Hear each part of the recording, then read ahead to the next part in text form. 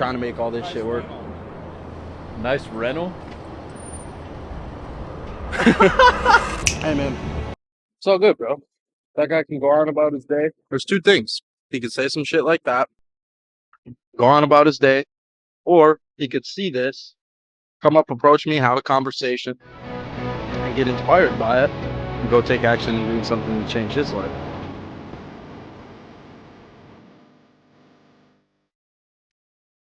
Yeah, that's fire as fuck. Fuck all the haters, alright? With that being said, no. Brought to you by The Unnoticed Podcast. Is that Chris?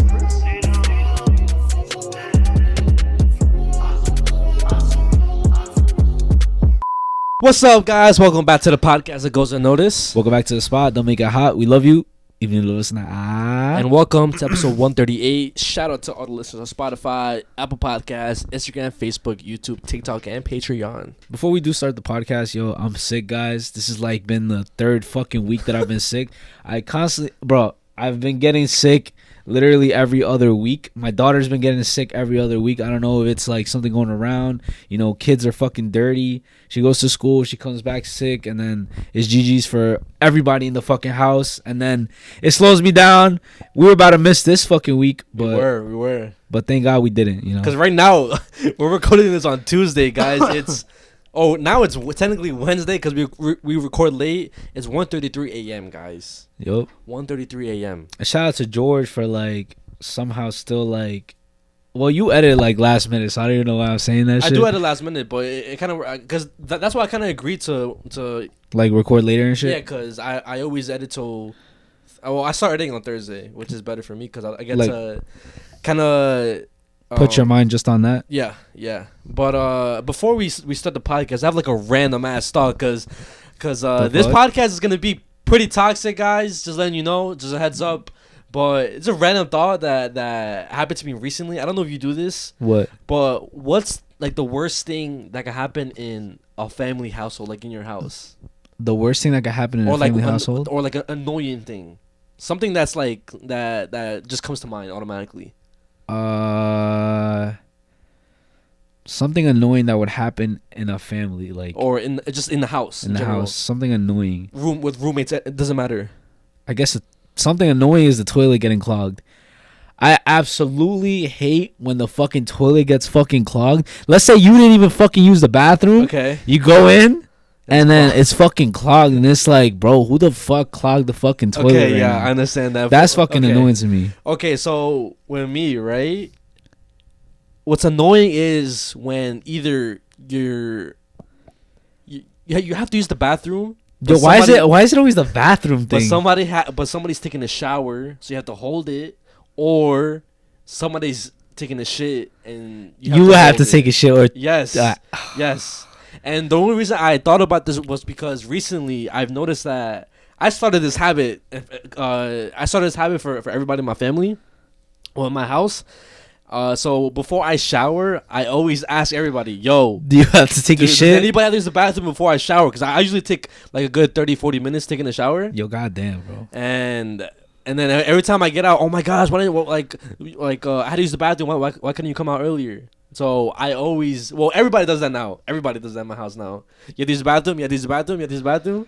It's mad funny, bro. Even though like that's not, I don't think that's like a normal thing. Because usually people just go to the bathroom and that's it. Nah, I'm not gonna lie. I feel like it is a normal thing, bro. Nah, I don't think so, bro. Because when we were in California and shit, I'm pretty sure we were doing that before we showered. We like were announcing it to everybody. Yo, I'm about to shower. Yo, nobody gotta use. Like we were doing that shit, bro.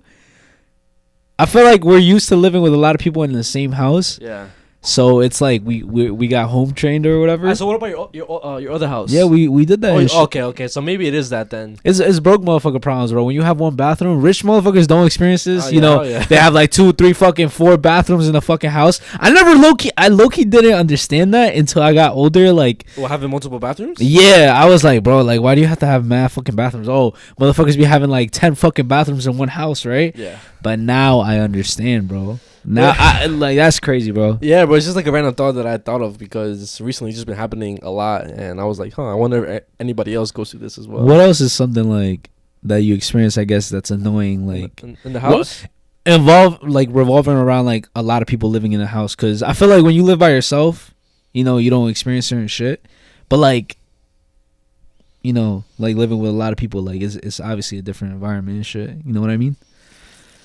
I think that's it. To be honest, That's it? For me, or from my house at least, I don't really find anything annoying. Usually, I'm the one annoying people. I'm the one like making loud noise, or I'm always barging in my sister's room just to turn on her lights, bother her, show her some TikTok videos, look at myself in the mirror. Wait, you do the light shit? Yeah. I don't flick it on and off, but I turn it on because her shit's always off, and she likes the room to be dark. Uh-huh. But I hate that shit because I can't see the dark, so I turn it on and she gets tight. Oh my gosh, bro. Yeah. I see some like TikTok clip, whatever, like it's older brother lore.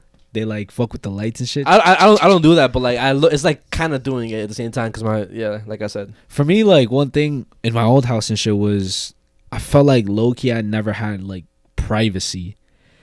And the main thing was I would do push-ups in the living room and then motherfuckers would just stare at me like oh shit. And it'd just be like, bro, like you would have to stop or some shit, or like you can't even like do anything without getting questioned, like, oh, what the fuck, you're doing this? Oh, you're reading a book in the living room? Okay. Oh, motherfucker wants to be smart now. Okay. Like, oh, you never did this in school. Now you want to read books? Like, you know, it's always like you have no privacy, bro. Now, luckily, my house we don't do that. We kind of respect everybody's privacy. That's fire, bro. Yeah, bro. But Low key blessed. to start off, like elephant in the room, something been going on recently, bro. So we obviously know how serious the ice rate has been getting throughout the world. I mean, throughout the country at least. Here in New York, California, Texas, Chicago, basically all the major cities. And I just want your opinions, bro. Like it's just scary. It's just scary. 100%. I know a lot of people commented and shit like, oh, just kind of stay away from the politics and shit like that. But low key, this really affects us, bro. You know, because I mean, it sounds scary too to say, like, you know, because they're saying on like social media, TikTok, whatever. Yeah. Like, oh, don't put out any information and shit. Like, you don't know who's watching or whatever. Mm-hmm. But I mean, my mom is like an immigrant, bro. You know, like she's illegal and shit.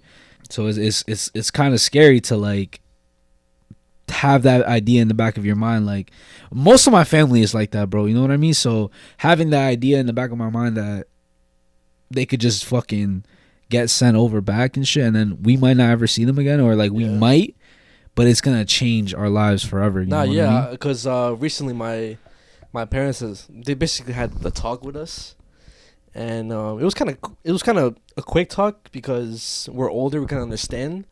But they were like, yo, if they end up getting us, your brother, you have to take care of your sister for us. It's sad, bro, because the fact that we're having this conversation, and it's a high possibility that could happen.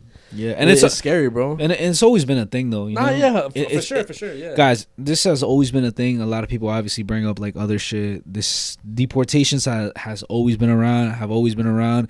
Fucking immigrants always come in here illegally, whatever, however you want to say it. It's always been a thing, but it's just like the talk of the news right now because it's like in full effect, bro. Yeah, it's in full effect, and it's scary, bro. Like, yo, and also the fact that like you might not even be an illegal immigrant, but you still could get like, you know when like people talk to you in a certain way, like cops and shit like that, you kind of get intimidated. Yeah, like they kind of profile you. Like low key, yeah, they like, bro, they like size you, like, oh, like, yo, what the fuck are you doing? Yo, come here, tell me your name and shit. Like, low key, that shit's a little like scary, you know. So now imagine if you're not even like an illegal immigrant and shit, and then motherfuckers are pressing you and shit, and then like you say the wrong thing, and then they take you anyways. But I was thinking about it, low key, if let's say I was out with my parents or whatever, and some motherfuckers like profile us or whatever, and like they're dead ass like on us, like they're not letting us go,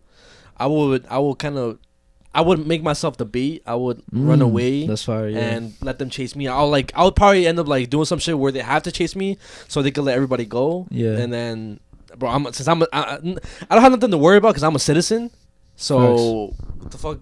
I'd rather them escape, rather let other people escape while they get me, and I'm chilling, bro. I'm just a citizen. And then the whole birthright shit was like insane. shit got canceled, clocked right away. You know, Yeah. like nobody was fucking with it, nobody was jacking it, and then people are also saying like that Native Americans are somehow gonna get targeted as well. Like, bro, you guys can't tell me that that's not crazy, bro. Because there's people obviously in the comments. Everybody has their own fucking opinion when it comes to politics or whatever. I don't give a fuck your opinion, but yo, nobody can say that that's not crazy, bro. Yeah, How the fuck are you gonna come at Native Americans when this was their land originally, and then people are gonna say, "Oh, all throughout history, this has happened." You know, somebody comes, takes your land and shit. Yeah. But it's like, how are you gonna like violate them even more, bro? Like, come on, bro. Where are you even gonna deport them to, bro? Yeah. Like, you're tripping. I just hate the fact that all this immigration talk has bought the ugly in people. It has bought like a lot of ignorance, a lot of basically hatred, bro. Motherfucker, like I had posted a picture recently, like I'll put up on my screen, and like some guy, I'm pretty sure he's Mexican, bro. He's Mexican. He calls himself Mexican American or whatever because his grandparents came here legally and they got their citizenships or whatever. And he was tied to the fact that my sis said, immigrants will make America great. And I strongly believe that. And then it's just crazy the fact that somebody who's Mexican is hitting on another Mexican. Yeah. And it's always been like that, of course. Bro, 100%. It's always been like that, but especially with the people who have papeles, people who become citizens. Yeah. All out of nowhere, bro, they just switch up and they try to forget where they came from and shit. But, bro, no matter how much you try, even if you do become a legal citizen here in the United States, bro, no matter what, they're not going to accept you, bro. Like, they do not give a fuck. If you're not white, if you're not how they look, bro, it's GG's for you. I don't give a fuck what you say. If you go into a room with other like people with your same ideologies or whatever, bro, you're gonna be looked at as like, why is he here? yeah. You know, let's just pretend like we fuck with him and shit. You know, that's just what it is, guys, bro. Like, this is more than just, oh, we believe the same thing, bro. It's not, bro. I feel like this is some racist shit, bro. This is some racist shit, and they use this to like make it feel like it's okay to be a little racist, you know? Yeah. Like, especially right now, in times right now, bro, I have never seen more racist comments than ever, bro. And then people coming out, like, doing crazy shit, like the Nazi salute was insane, bro. Yeah. And y'all can't tell me that shit was not a Nazi salute, bro. That from Elon Musk. I just want to say thank you for making it happen. Thank you. Oh boy. Nazis. Bro, a lot of people were trying to defend that shit. People were trying to say like, oh, he was saying my heart goes out to you.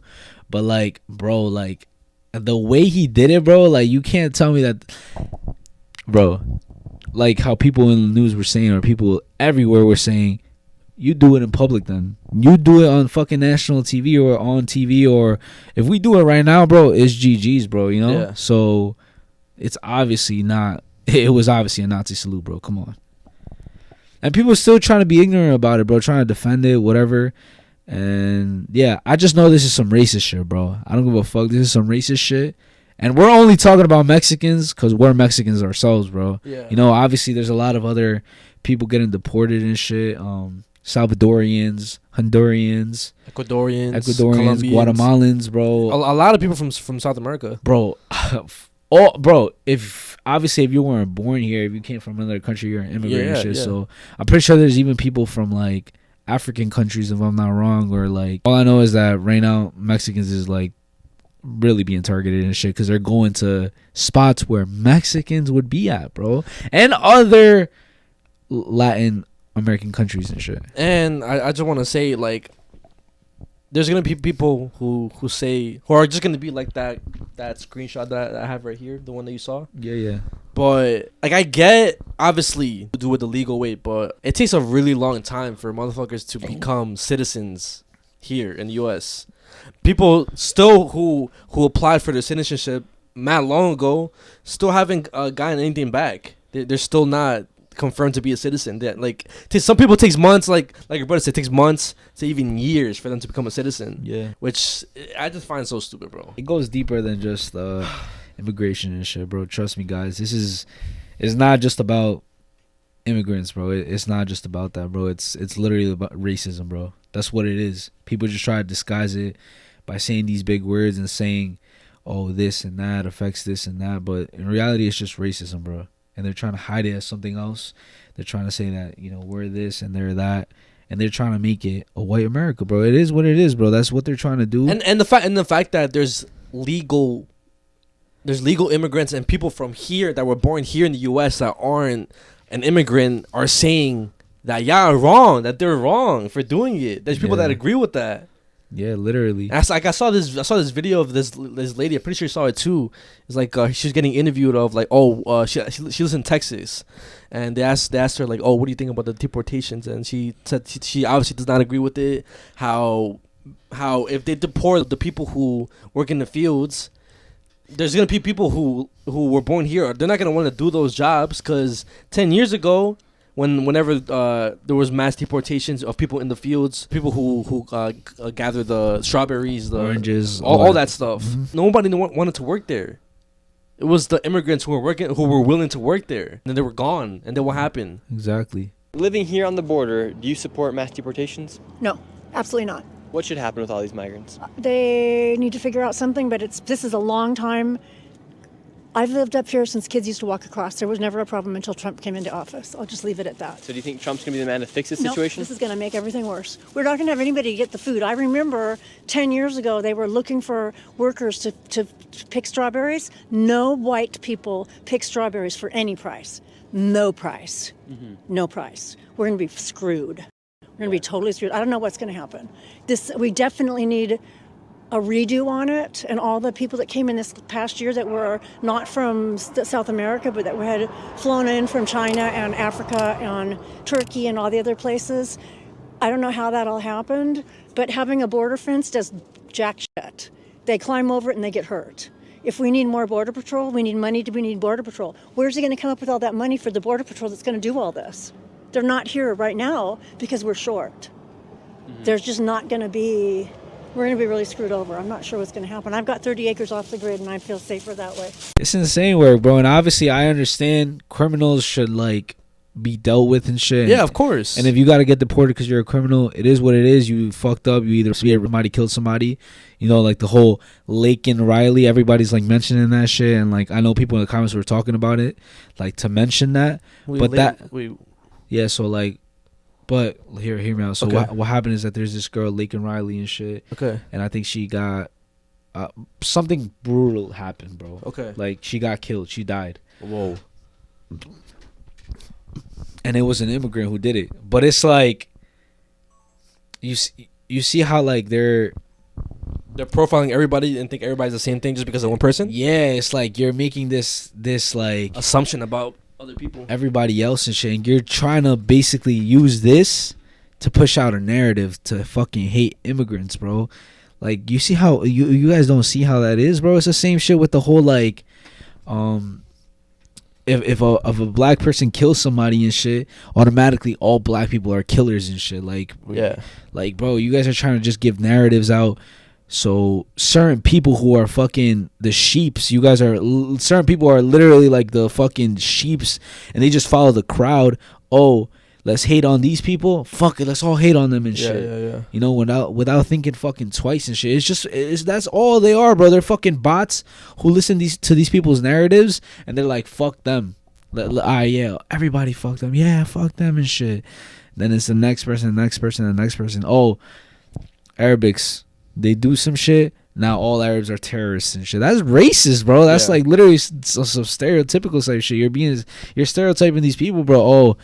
Oh, Mexicans, they bring the drugs and shit. Even though the CIA is probably the one who introduced cocaine into the United States, bro. This shit is all connected, bro. Y'all don't fucking understand that. And if y'all didn't know, back in the day, there was a conspiracy that the CIA were working with criminals to basically get the cocaine, and it ended up being that they were the ones who were collecting it and selling it for money, bro. Yes, and the government is part of that, bro. Like, and that's not, you see, it goes deeper than what the fuck you guys even know. Like, this shit is not just fucking politics and shit. It's deeper than that, and you guys probably don't even understand that, and you guys would never know, like, when we would never know. You know, like it's way deeper than what the fuck we think and shit. And it's the same shit. It's all about agendas. They have a certain reason why they're doing this. And what I'm talking about, they is the people who really run the world and shit. You know, or the people who really run the United States, bro. It might not even be the president. It's somebody who controls him, you know? Yeah. So whoever runs the United States, they're planning this to be this certain way. And yeah, they want it to be like this, bro. Well, what do you think about the influencers who aren't talking about this, who basically they have Mexican followers, they have Latino followers, or maybe just immigrant followers in general. They basically revolve their whole content on them being like somebody who's of color or anything, and they're not saying anything. Nah, yeah. The main one right now that everybody's talking about and shit is GMB, Garrick and Brittany. Yeah. And like obviously, maybe you guys don't know who they are, or some of you guys do know who they are. They're like Here's a picture. They're like a couple. You know, they do videos, TikTok, whatever. They're on social media, and basically they're very, very like vocal about voting for Trump and being pro-Trump and shit. Of course, yeah. And guys, obviously Trump, if you guys know, he was very vocal about not fucking with like immigrants and shit. So they made like an apology video. Well, Garrick did mainly. They did because she could have easily said don't post anything. So they did. They made an apology video and shit. So the apology video was the fucking dumbest shit I have ever seen, bro. Ever seen in my life, bro. Who did y'all vote for? All right. I'm going to be loud and clear right now. I'm going to execute all the assumptions and that everybody's been saying about us. Well, Bernie's not in this because I run the GMB account and I've been making those reposts actually. So leave Brittany out of it, and please leave Pow out of it as well, because that's just bullying at this point. So basically, you guys are angry that I've reposted about Trump and people are commenting that we voted for Trump. Actually, me and Brittany did not vote at all, to be honest, because I thought both candidates were in the wrong. But everybody has their own opinion, right? So I thought that Trump was a better pick than Kamala, and I'm not saying it just because she's a woman. I think the right woman could run this country good, but she's just the wrong woman for it. So basically, we didn't vote, so you cannot call us Trumpies and stuff. I just thought it was the better alternative, and I was just trying to get it out there. I didn't know that he was gonna freaking bring ICE and take people, and like literally my fiance is Mexican, and you guys cannot say that she's not just because I call her Latina. Her dad is Mexican, her mom is white, okay? And I've been around Mexicans my whole life. My best friends are Mexican. Literally, one of my best friends is a immigrant. You think I want him to get deported? The fuck? That hurts me. So none of that shit. But my own opinion stands on my own opinion, and I'm a little bit hurt, but it's cool. Everybody that unfollowed, you can stay unfollowed. Don't need you around. The real ones are around. Love you guys, and the haters can. And also one more thing I want to make clear. I'm not into politics. I'm not a politician. You know what I mean? I'm a regular guy that lives his regular life. Literally, I got 5 dogs.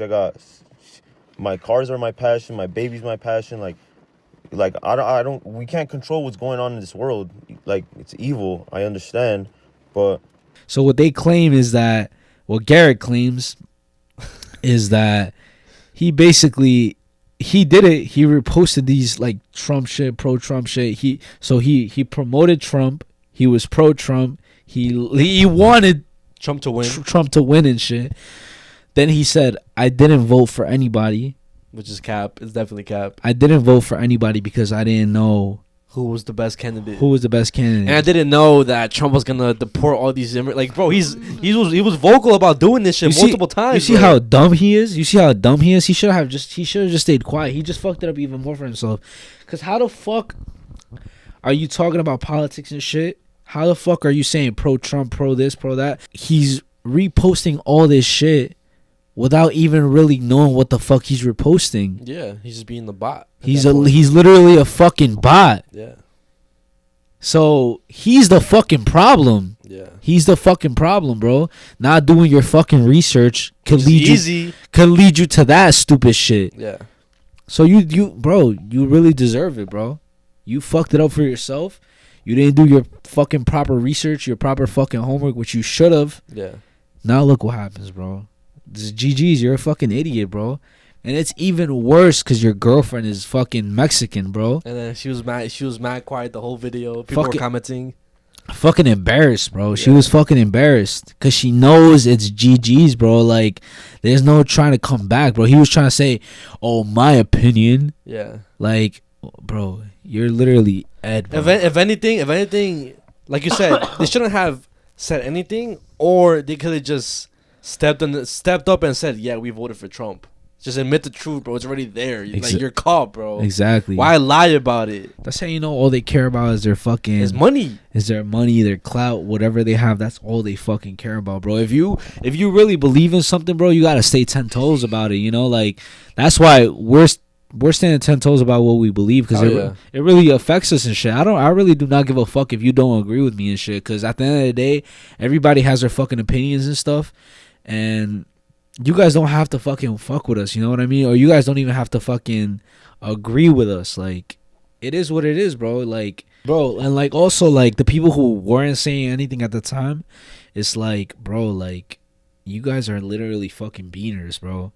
Why are you guys not supporting your own people and shit? Like, and then it's only when people call them out is when they post about that's literally only when they start talking about it and shit. And it's like that with everybody. I know. Everything, bro. Yeah. That shit happened with the Palestine shit.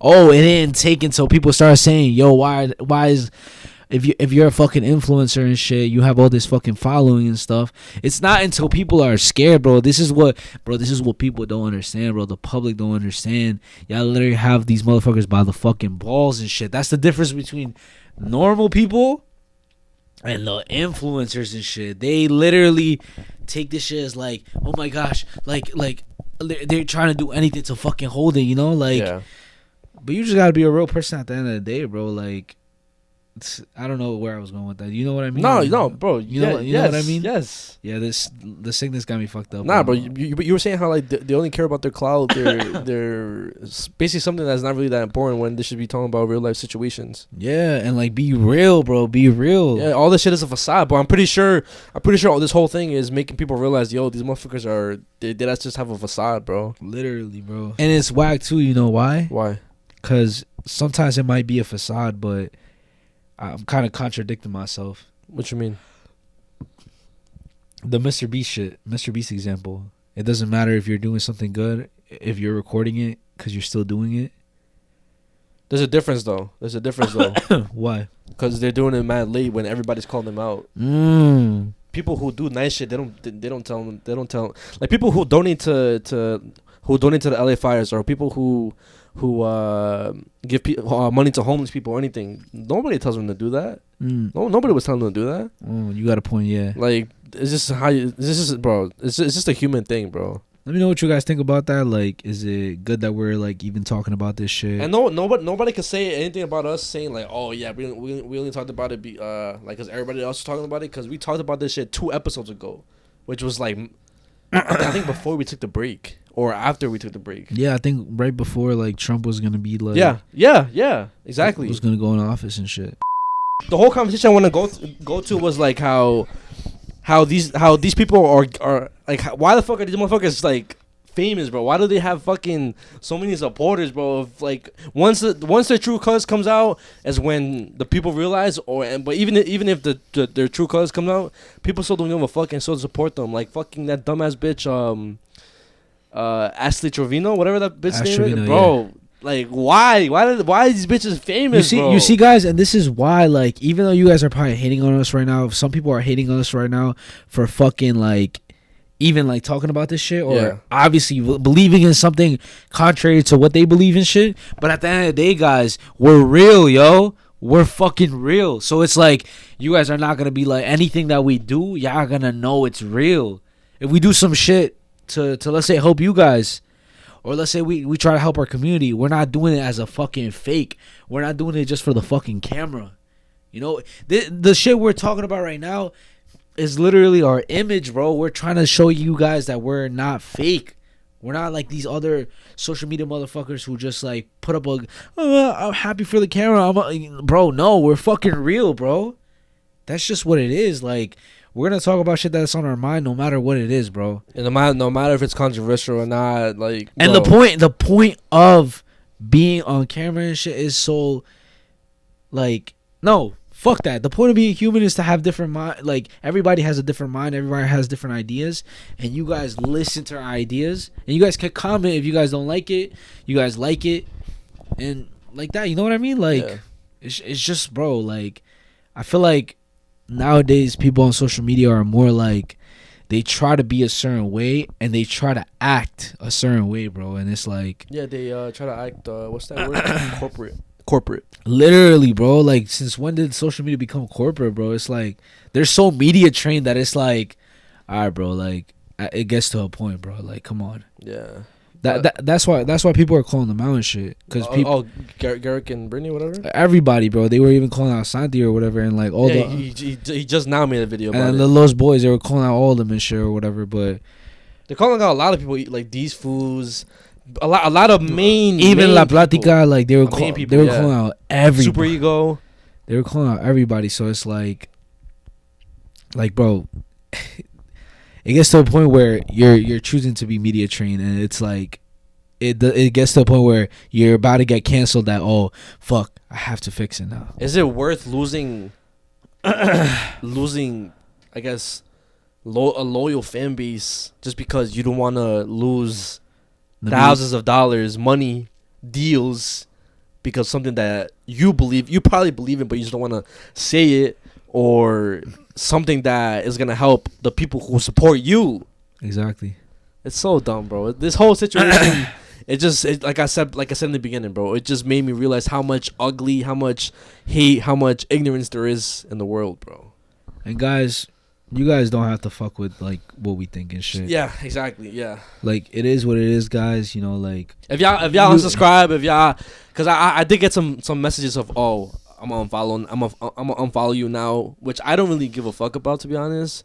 I always have the mindset of, if you don't care about, or if you don't agree with what I say to the point where like you have to unfollow or unsubscribe or hate, that's fine. There's gonna be somebody else who agrees, who's gonna subscribe, who's gonna support, and it's gonna replace you. So I don't care, bro. And at the end of the day, guys, we do appreciate the ones who stick around, who fuck with us. And guys, you guys can have your own opinions. You know what I mean? You guys can have your own thoughts. Like, we're not telling you guys think like us. We're not saying that. We're just saying what we think. Yeah. Like, we're just having a fucking conversation. That's what a conversation is, bro. Just having our thoughts, literally vocalizing our thoughts, bro. That's what a conversation is. And you guys can have your you guys can have your own thoughts. Write it down in the comments if you fucking want. Like, you know, like, we're not. Basically, what I'm trying to say is, we're always gonna keep it real, guys. If you're a supporter, you're a supporter. If you don't want to support, you don't have to. That's why there's also timestamps. You know, a lot of people don't fucking like listening to these conversations, so just skip the video, you know? And also, just kind of to end this off, I want to say, fuck ICE, fuck the racist people, fuck all the haters, and if you want to, I guess, support anything, or if you want to know anything that's going on right now, in the description, there's going to be some links with a bunch of information on where you can help, articles you can read about the whole situation. And I feel like the most important thing right now, guys, is to really educate yourselves with, like, your rights and basically just basic knowledge on how shit works, like, in the United States, or in your state, because a lot of things are changing and it's low-key scary, and it's I'm telling you guys, it's probably gonna get even deeper than what the fuck. This is just the beginning, bro. Yeah, because what the fuck happened earlier with you? What you told me with Julia? Oh, no, with Isabella. Oh yeah, like, it's a whole thing with like health insurances and shit like that, but it's whatever. That's a different conversation. But guys, like, just literally shit is changing, so just try to get as much knowledge as possible and try to make it out this fucking matrix, bro. All right, so I recently saw a video, right? It's kind of a short video, but yeah, it's kind of a video that will probably get you triggered, because it's kind of like, what the fuck do you mean, bro? A grown man getting triggered is crazy. And I want your opinion about it as well. I want your opinion about it as well. The caption it says playing video games at 23 years old. I'm 24, by the way. Guys that are 23 and older, if you're still playing video games, what do you got going on for yourself? Like, pay attention to your girlfriend. Yeah, it's pretty That was, quick. That was low-key rage bait. I'm not even gonna lie. I think that was rage bait. She wanted the comments, bro. Because I seen the comments, they were fucking like, bro, what the fuck? And they go to her page and she does OF.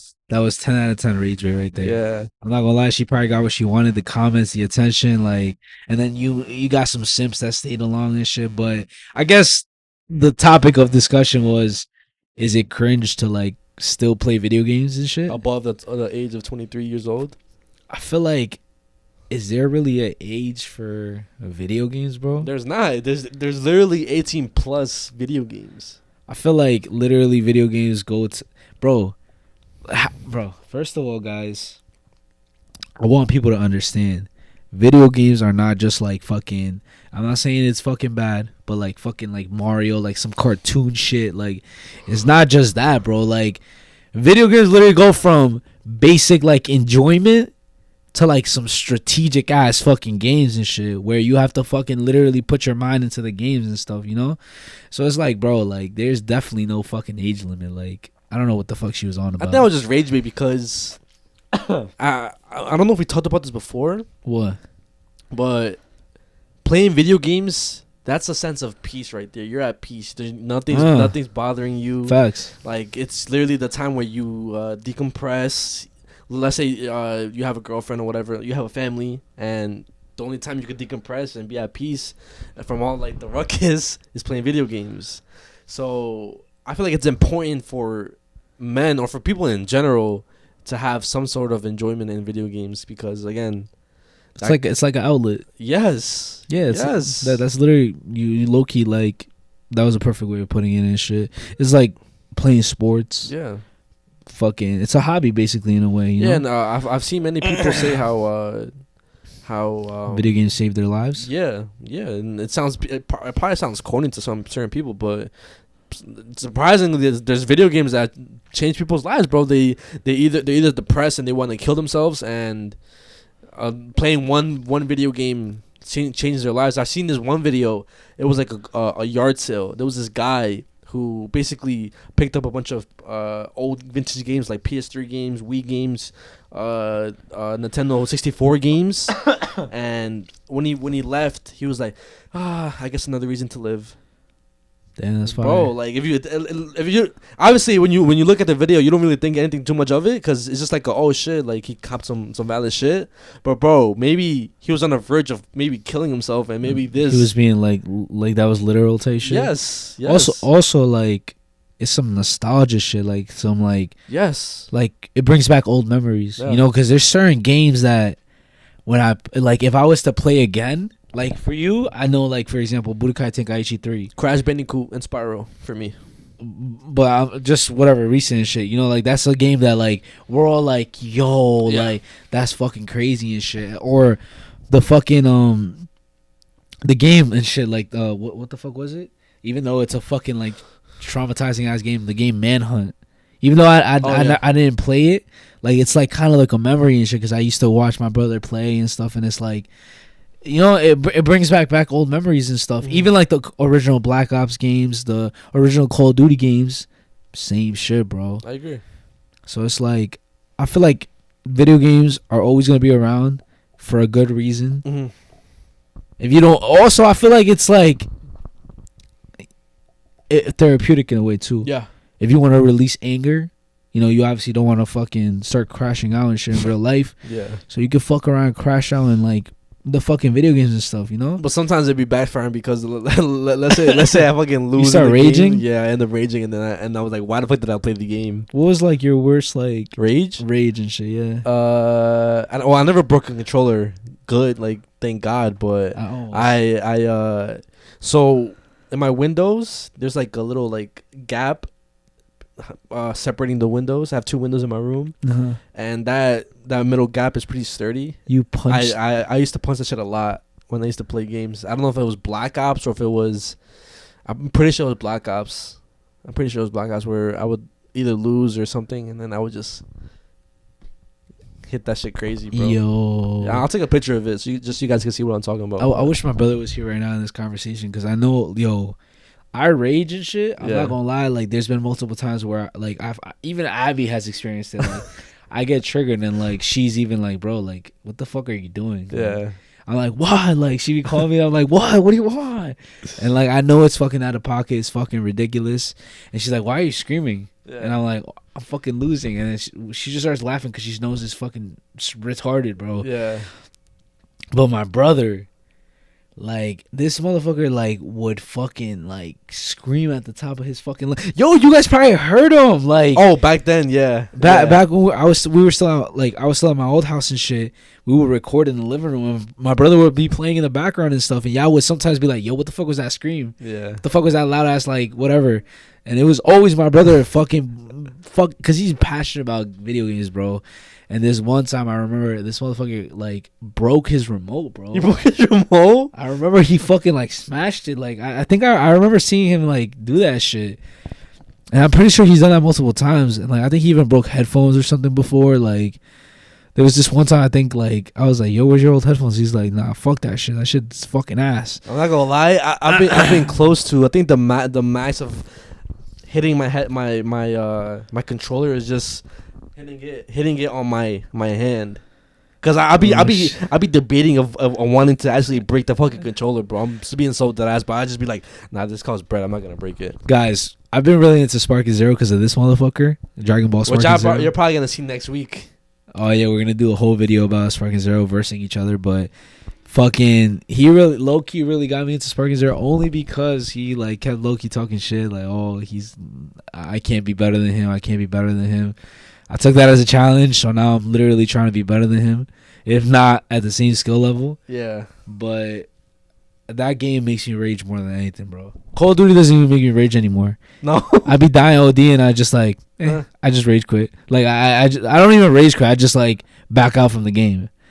But Sparking Zero, if I lose, bro, I don't stay there until I win, bro. Like, I do the same thing. I can't fucking just take the L, bro. Yeah. I can't take the L, and I literally get mad. And the only reason why I get mad is because I feel like I'm stupid sometimes. Like, I see the mistakes, and I see the dumb shit that I'm doing, and I'm still fucking doing the same dumb shit. And it's like, bro, you did this before. You know what the fuck to do. Why are you doing the same mistake and shit? Like, oh my gosh. And I have 2 controllers now.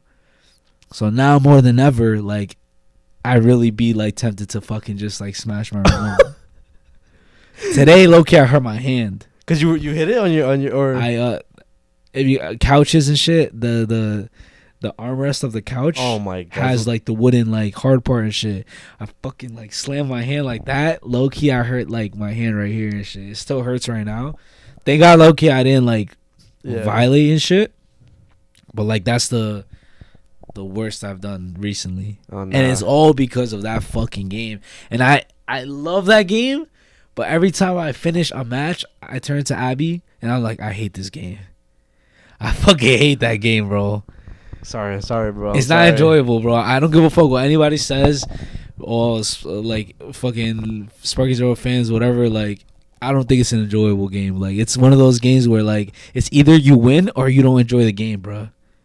That's what it is. I think what made it like that is all the updates that's been going on. It's just, I feel like it was perfect. It was kind of perfect when it first released. They just had to, like, get rid of the OP things, the OP moves, and then it would have been valid. But they had to update certain moves. They had to, like, nerf certain things, buff certain things, and it just made it so dumb. But, like, a lot of people are saying that it's better now.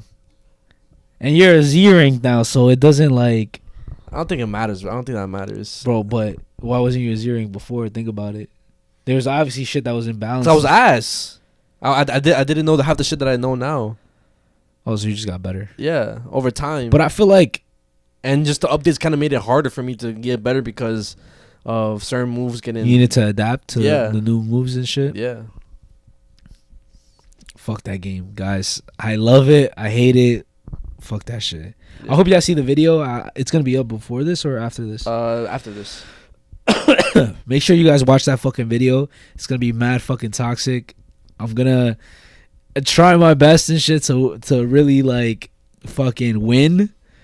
I don't know how it's gonna turn out, yo. I'm gonna make sure I try to practice a couple of days before. Trust me, I'm gonna practice not just a couple of days. Like I'm gonna practice, bro. You have the more advantage because you have more time to practice. I probably have like a max 2 hours in the game before I can actually like get off, because if not, I'm gonna get out. If not, I'm probably gonna get on. Like I'm gonna be on for like hours, and then I'm gonna be what's that shit called?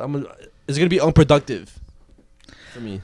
I don't think I have an advantage only because you played the game longer than I have. I still don't think it matters, bro. You got better. Because the updates? No, but you got better in a short period of time. I don't know, yo. Like I've played more games than you, and bro, you've played less games than me, I'm pretty sure, and you're already like an S5. Fuck that game. I hate that game, bro. I know with everything that's going on right now, obviously, like, you remember the movie that I feel like everybody has watched. Under the Same Moon? Bajo la misma luna, yes. Yeah, of course. I feel like that's like a staple for every Hispanic kid to watch growing up. And that's how you know it's been going on for a very long time. The whole La Migra, this and that. But the one scene that low-key broke my heart, and I'm pretty sure a lot of people remember it, are traumatized, and were crying during this scene. You know I know what you're gonna say. The ending, or yeah. It was towards the ending. The hey, let them alone. Let him. Yeah, that one. Yeah. He throws the fucking coffee. Put the scene right here. For those of you who know what I'm talking about or don't know what I'm talking about, this is the scene. Hey, leave him alone. It's okay, kid. You're safe. Corre! Come here. Corre!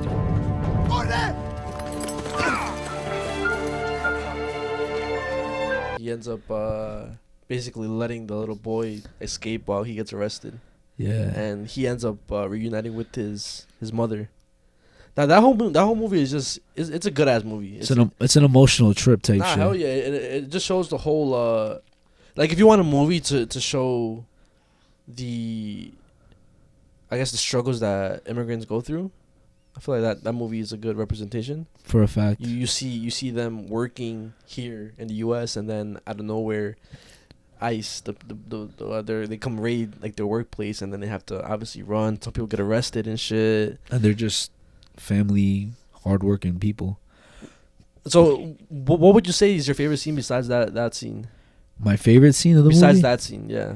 Because I feel like that's like the most memorable one. I feel like my favorite scene is when he's working with Eugenio Derbez and shit, and at the restaurant. Okay. And they start singing. Yeah. You know what I'm talking about? Yeah. Yo no soy abusadora, yo no soy. Like they start screaming to each other. Yeah. That's literally one of my favorite scenes of all time. Yeah. Yo no soy abusadora. Yo no soy abusadora. I think mine it's kind of like a sad scene, low key. Wait, which one? It's whenever like I think I just mentioned whenever whenever ICE first gets them or gets the other immigrants. Yeah. And then I think he's just like, oh, what do we do now? He says that to Eugenio Derbez, and then his character in the movie. He's like, we? Yeah, he's like, I travel alone. I don't know why, but that scene used to get me emotional too. Shit. And then how slowly but surely his character ends up loving and bonding with the kid. Yeah, it's a good ass movie, bro. Which is like the whole I think that was the point of that scene at the end too, like the character development and shit, and how like he knew that like he was only thinking about himself and shit, and how like him going back was gonna fuck everything up for him. Mm-hmm. So he was trying to do everything in his power to never go back and shit, even sacrifice the kid if he has to, you know. Mm-hmm. But bro ended up switching, and he knew that it was better if the kid, you know, what he wanted over what he wanted and shit. If you guys don't know what we're talking about, still like for the non-Spanish speaking viewers and shit. Yes, because we kind of went like all over the place with the movie. Basically, the movie's about this boy who well, in the beginning it's the boy with his mom, and the mom ends up going to the US looking for, like, I believe for jobs, right? For jobs.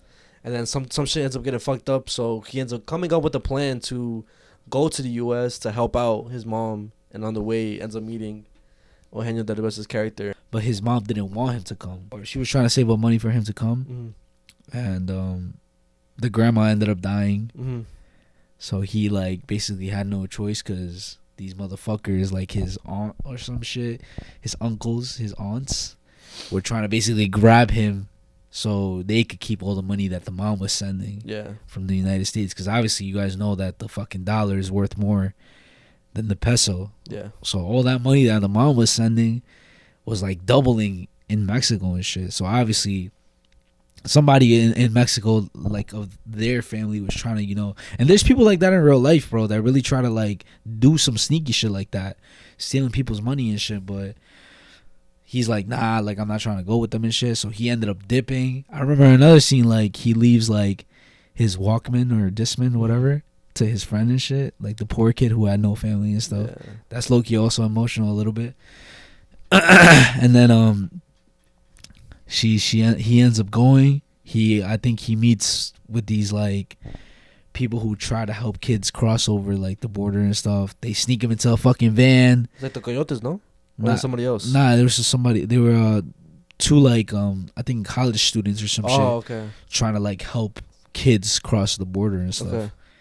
And bro, you guys see when he's trying to cross the border how, like, he's inside the fucking car seat, like, and it's like hot and shit, like in the fucking desert, fucking hot. Bro comes here, he's struggling to get to his fucking mom. He literally is only going to his mom by like a mural, a pizzeria, a fucking party store, like, it's not even actual directions and shit, and a Pizza Hut or some shit, and it's like not even actual fucking directions. Yeah, because phones weren't a thing, but GPS maps weren't a thing back in the day. So literally, by the fucking grace of God, bro manages to get to his mom, bro. Bro had too much plot armor, I'll let you go lie. There's no way a kid his age, I'm pretty sure he was like 8 or 7 or some shit like that, maybe even younger, I'm not sure, I think around that age, bro shouldn't have been able to fucking get to his mom, bro, not gonna lie. But he was not alone, though. Yeah, you're right, but bro was about to get fucking trafficked. Yeah, you're right. He could have gotten kidnapped, which he did. Could have gotten killed, sent back. Bro had plot armor, bro. Like, low key, like, it's a good movie and shit, but bro, I thought about it too. Like, I know I wouldn't have made it, bro. Like, you think so? Yeah, bro. You know how dangerous that shit is, bro? Yeah. Especially as an 8-year-old, 7-year-old, you're right. He was mad young, bro. Like, he doesn't know shit. But yeah, guys. I mean, if you guys haven't watched that movie, definitely watch that. Highly recommend that movie. But yeah, guys, that does conclude episode. Oh, what the fuck am I saying, bro? That does conclude the regular segment for you guys. Make sure you stay tuned for your favorite segment. Get your snacks, get your blankets, get your headphones, turn off the lights, get comfortable, and enjoy the show. All right, guys, so we're back from our regular schedule break. Sir, y'all know the deal. Just sit back and enjoy. What I'm gonna talk about today is a very scary movie that everybody knows. It's one of the scariest movies I feel like of all time. Is it Hereditary? Okay, yeah, I definitely agree with that. So a lot of people remember, obviously, like, the plot of the movie. Like, it was a setup. A cult basically wanted shit to go a certain way, and they wanted, like, this demon or king of hell payment to possess the body of Charlie. Yeah, she was originally in Charlie, like, that was the vessel, but they wanted him to be in a like male body. Yeah. So they wanted the demon to possess Peter, which was the older brother, right? If you guys watch the movie, it's Peter and Charlie, that's the older brother, and the younger sister. Yeah. And then obviously their parents, I forgot their name.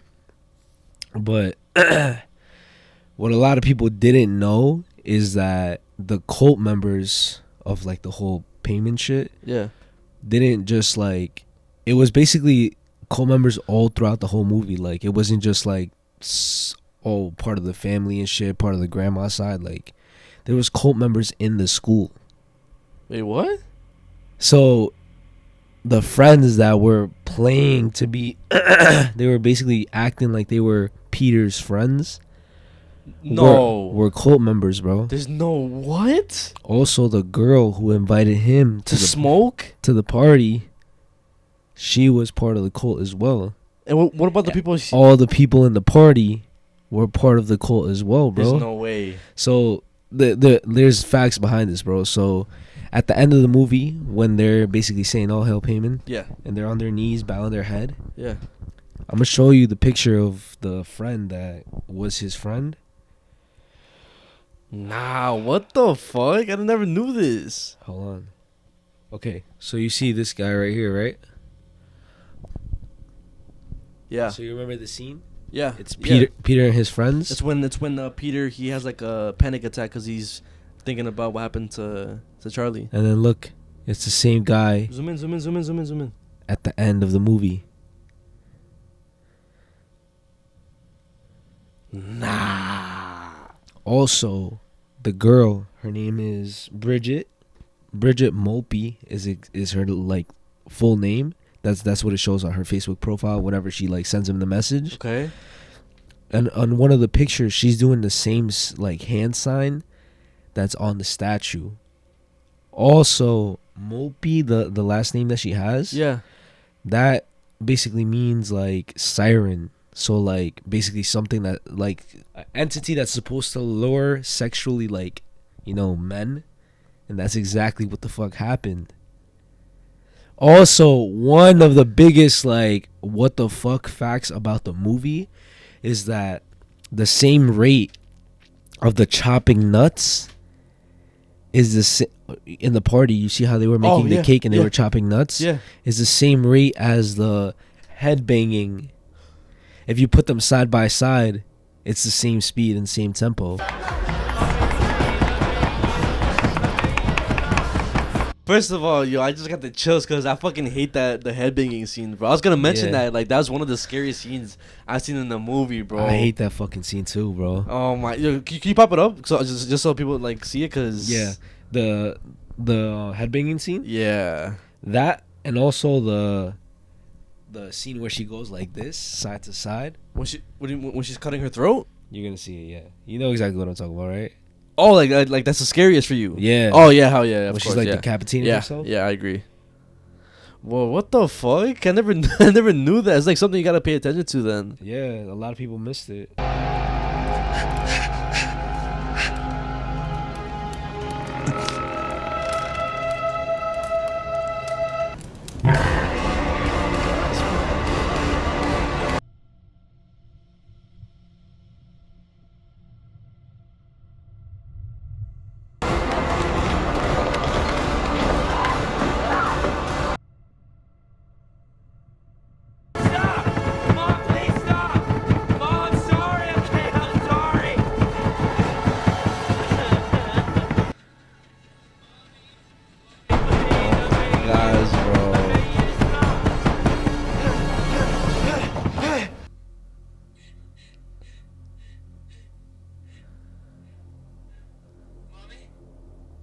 And then the one that I'm talking about.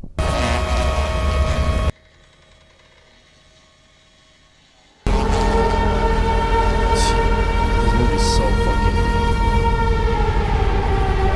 Imagine seeing that shit, bro. Like your own picture in like a ritual way. Nah, bro. Okay, wake up. Wake up.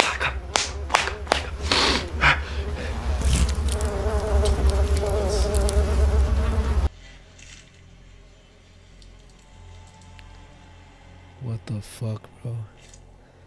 I already know it's coming.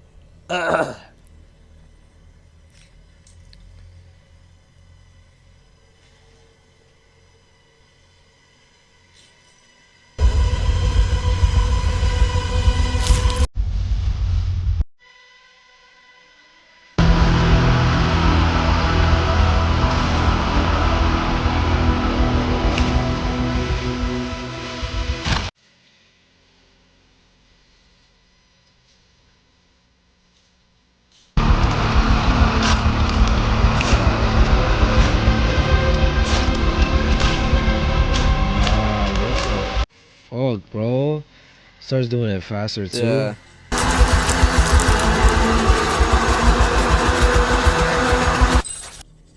Oh, those fucking cult members, bro. And then you hear it fall.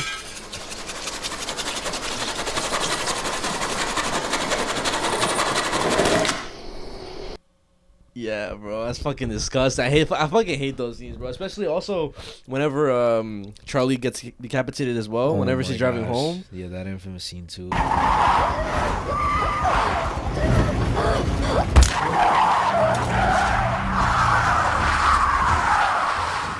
Nah, honestly, bro, like I said, Hereditary is, bro. When I first watched it, that shit that ass scared me. Like I was that ass scared. Nah, me too. Me too. And then the other times, every single time I watch it, I'm scared after.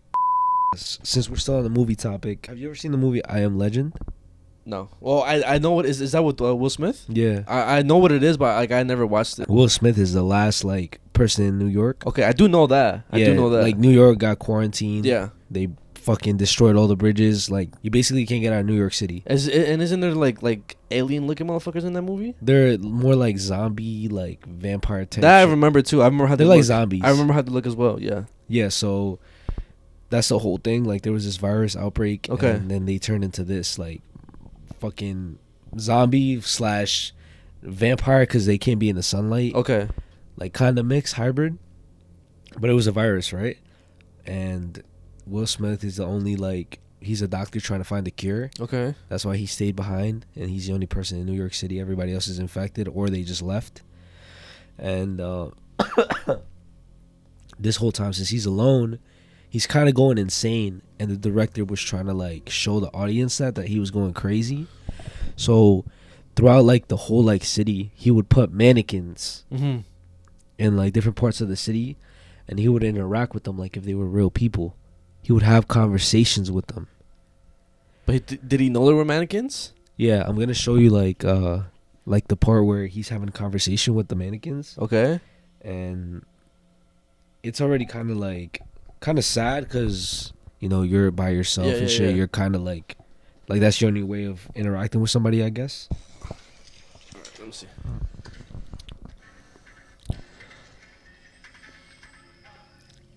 Remember that. Okay. That one right there. Hey! Morning, Marge. Morning, Fred. Fred. You guys doing here so early?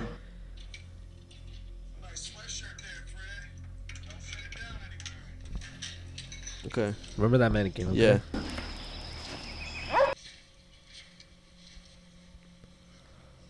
Damn, that is pretty sad, bro. What's happened, brother?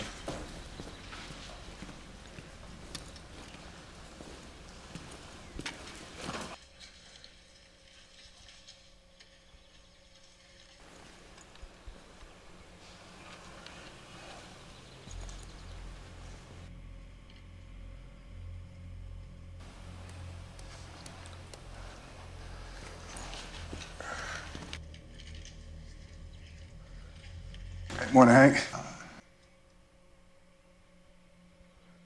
Never mind. Hey, I'll see you in the morning.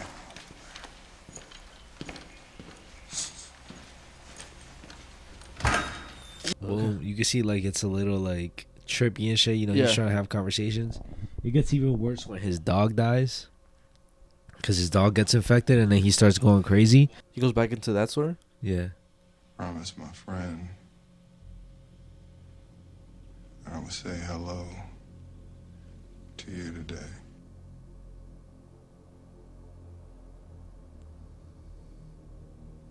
Hello.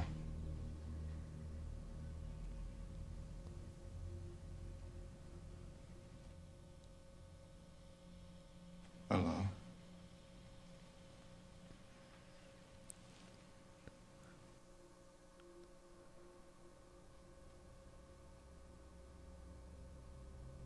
Please say hello to me. Damn.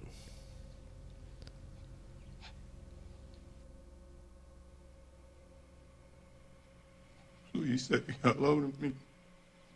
Now he's really alone, right? Type shit. But remember how I told you? Remember the Fred doll? Yeah, the one with the orange hoodie. Yeah. So the reason why like his dog died and shit is because the Fred doll apparently moved by itself. And like obviously for the whole movie and shit, like the audience knows that the monsters or the zombies basically put the front like mannequin there. Like it was a setup. Okay.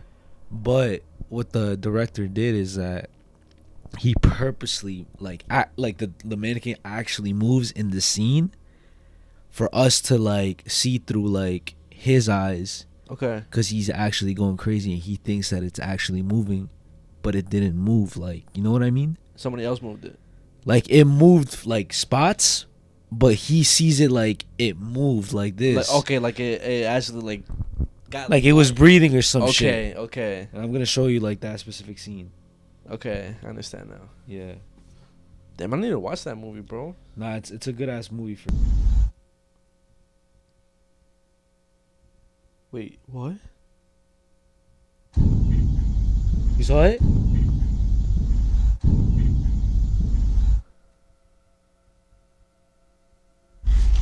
But that was just in his head, though. That's just in his head. Like obviously you saw that it's out of place. And Yeah, shit. yeah.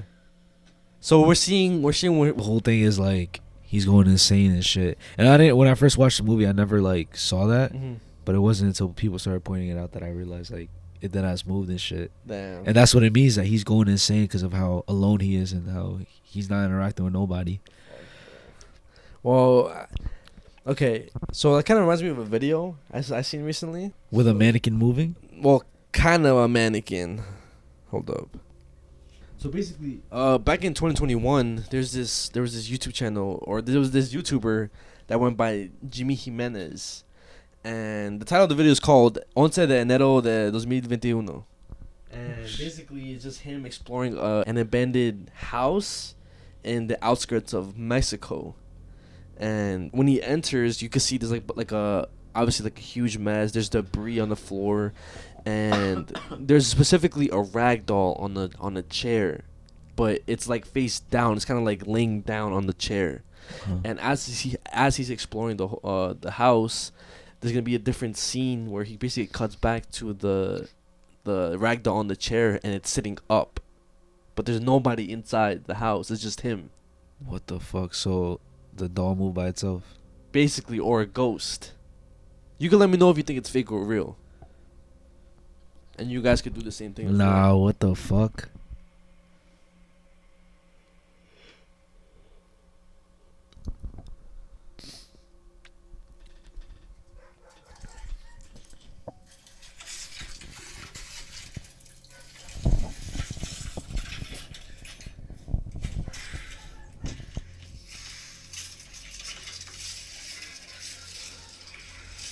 That doll right there. Okay. Just pay attention. I bet.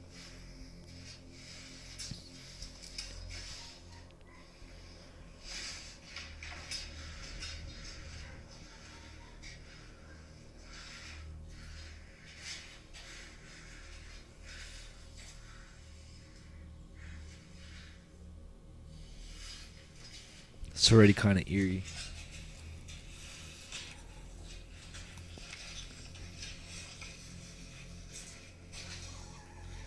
Hold up, not yet, bro.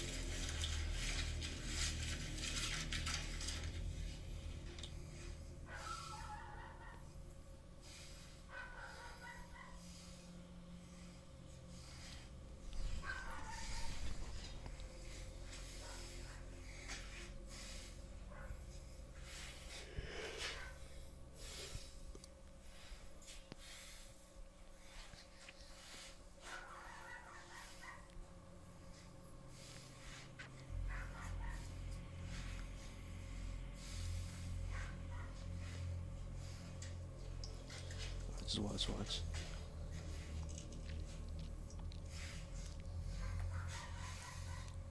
See the doll? Yo, I see it. You see yeah, the doll? I already see it. It's already fucking sitting.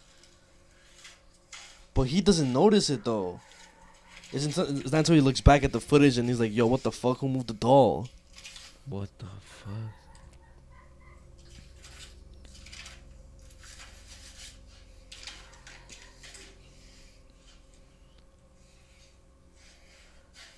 Bro. Nah, bro.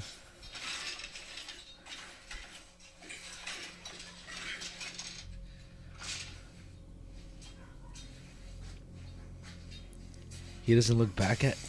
He doesn't notice, bro. And that's basically the end of the video. But yeah, bro, it moved. What the fuck, bro? I mean, it could be fake only because he was in the other rooms for a long period of time. So somebody could have easily went in, moved it, and then left. But it's still pretty creepy. It is not like to even think about. Like, let's say nobody even like actually moved it. It was real, bro. I low-key would have noticed mad fast. When you think about natural disasters, which ones automatically come to mind? Tsunamis. Or which ones do you never want to experience? A tsunami or a tornado? Okay, so what I'm gonna talk about, I don't know if you remember about the tornado incident that happened back in 2013. They call it the El Reno tornado. Nah. It happened in Oklahoma. It's basically during the time where 2011, 2013, those were the years that a bunch of tornadoes were happening in that specific area. This one specifically was the largest tornado ever recorded, and it was 2.6 miles wide. Yo. And kind of comparison to what that is, think about from my house to our old McDonald's job. That's how big, that's how wide it was. Nah, that's fucking massive, bro. All right, that's Simon Brewer, one of the storm riders, and I think we're trying to get a hold of Mike Bettis. He's out there in the field. I believe this is the Mike shot here. That's the tornado hunt team. Hey, Mike, I think he's just now Well, he's got a tornado behind him. Yeah, Mike, can you hear us? Guys, that's it. Right there. There's the tornado. We are just north of Union City, south of El Reno, south of I-40. Cops have blocked off 81 at this point and not letting traffic go southbound because the path of the tornado could come right over top of Union City or pass very close to it. Look at that monster. This is a huge tornado. If you live in Union City, south of El Reno, you have to take shelter now. There's no more time to waste. The movement on this is going to be almost due east, but the violent rotation, look, you're going to see rain to the storm on the right, rain ramping back in to the top of the storm. Violent tornado right now. We are probably roughly a mile away from it right now, and it is absolutely enormous. There's no time to waste. Right now, you have to get to your shelter as quickly as possible. We've got a tornado warning with an obvious tornado right now, a very large tornado. We have witnessed multiple funnels with this, multi-vortex tornado. This thing is moving relatively slowly, and it is moving off to the south right now. What we may end up doing, guys, because we could be putting ourselves in a dangerous position here, we may actually quickly try to get in our cars and get south of this. That'd be the safest place to do that. I think we have to go now in order to stay ahead of this and not get run over by it. So guys, I think we're gonna get back in our cars. We're gonna try to keep our cameras on top of this, and we're gonna roll just to stay safe, okay? We'll be back with you in just a minute, but huge, violent tornado right now approaching Union City, south of El Reno, Oklahoma. All right, Mike, you be safe and do what you gotta do, buddy. Yo, that's fucking huge, bro. Yeah, bro, and I guess one of like the craziest, scariest thing about the whole thing was that it went from less than a mile wide to 2.6 miles wide in like a minute. And the reason why I'm bringing this up is not because of its size, not because of like the damage that it caused, even though it did cause a lot of damage. Yeah. This was one of the first tornadoes that ever killed storm chasers. And specifically, this killed Twist X, the team Twist X. I don't know if you remember who that is. Yo, I mean, all I remember was like watching a documentary of it was this group of people who had this armored truck. Okay. And the truck would basically drill itself to the floor. Okay, no, so it's not that. It's not them? But this team, I'm pretty sure you've probably seen it. Even though if you don't recognize the name Twist X, you probably see multiple YouTube videos of them going out recording tornadoes and getting mad close to the tornadoes. So those were they were those type of people and shit. And them specifically, it was 3 people. It was brothers Tim Samaras, Paul Samaras, and their partner Carl Young. And what they did was they specialized in meteorology and studying tornadoes. They wanted to better understand tornadoes, like what happens inside a tornado, and to help increase tornado warning time for civilians. They would also place down these pressure probes ahead of tornadoes to record and store data such as atmosphere pressure, temperature, humidity, wind speeds, and direction. But to kind of grasp like the situation, this happened on May 31st, and everybody in that area already knew like there was going to be a massive storm. One of the brothers, Tim Samaras, he would always post on Twitter like weather updates, and he told everybody, yo, it's going to be a massive storm, it's going to be dangerous, so just be careful. And since everybody wanted to capture the tornado, a bunch of, I believe, like over 100 storm chasers went out to that area. Yo. But one thing, whenever a tornado happens, the direction that it moves, it always moves northeast, southwest to northeast. But this one specifically, since it was a free tornado, it started going southeast, basically where all the storm chasers were at. So everybody was panicking, trying to get out the way of the tornado, including the 2SX team. There's an animation that shows all the chasers going on the different streets, and it looks like Pac-Man. It's just little dots going all over it. One of these dots directly in the storm's path represents Mike Bettis's team, and another Tim Samaras, 2 of many chase teams about to face an epic storm. And also keep in mind that there's no actual footage or audio that was released of the 2SX team, but for the people that did see the footage and hear the footage, they did make a transcript of the audio of the dialogue that was said as the team was following the tornado, and also when they got hit by the tornado. So this is like a remake of what? Yeah. Yo. Keep in mind, bro, this is their last moments, bro. And the crazy thing is too, bro, it's like a butterfly effect, because there was 3 storm chasers. It was TwistX, I believe some guy named Dan Robinson, and some other tour group that were going in the same direction that TwistX was going. And they got to a point in their intersection where they either had to go left, right, or straight. TwistX and Dan Robinson, they ended up going straight, while the tour group also went straight, but then they ended up coming back. But since they came back, the tour group survived, and the TwistX team died because they got caught in the storm. Yo. Yeah, bro, it's so fucked, bro. That was a car they were using to storm chase? Yeah, bro. Was recovered from their cameras found after the incident, but has never been released. Information from those who have viewed the footage was pieced together to make this video. Carl was driving with Tim in the passenger seat. The 2 conversed while Paul sat silently in the back. Oh my god, this is going to be a huge wedge. Wow! My god, wow, look at that tornado. Just to our south. Are you in movie mode? Yeah, just make sure it's in focus. Okay, we've got to be careful in case this thing tries to wrap up. I would slow up here, because if this thing starts moving to the north, we're in trouble. Slow up. We're almost right alongside of it here. Slow up. Let this thing go off to the east a little bit, see if it traverses us. We can pass it right now, Tim. It's no problem, really. I mean, I have a clear shot. We've got debris in the air. That's the problem. Very large hail.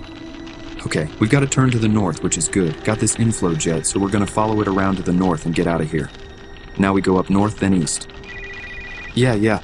We're at... The tornado is about 500 yards away. I can't talk right now. God damn it. There's a stop sign up there, Carl. I see it. The group was paralleling the tornado from the north and were trying to get east, out in front of it to place their instruments.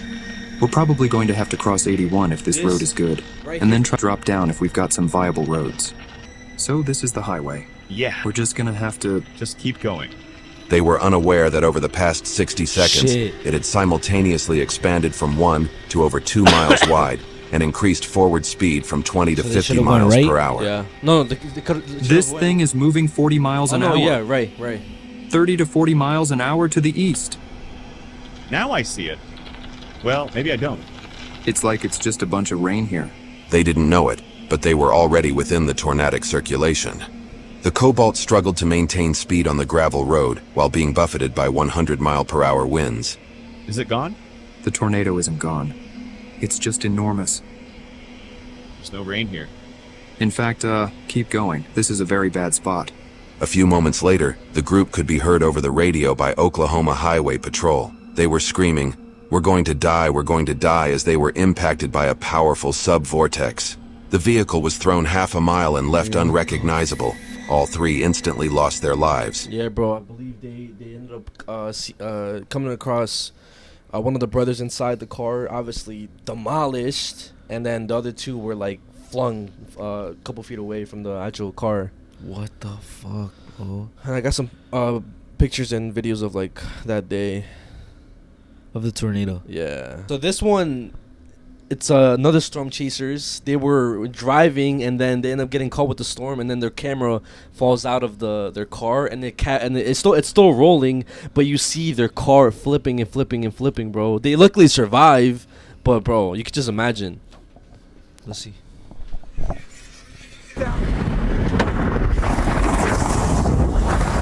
As the SUV is being thrashed about by the tornado, Brad Reynolds' camera flies out of the vehicle, but it continues recording while the truck rolls multiple times. And then we stopped. Wind is that fucking strong, We land wheel bro. side down.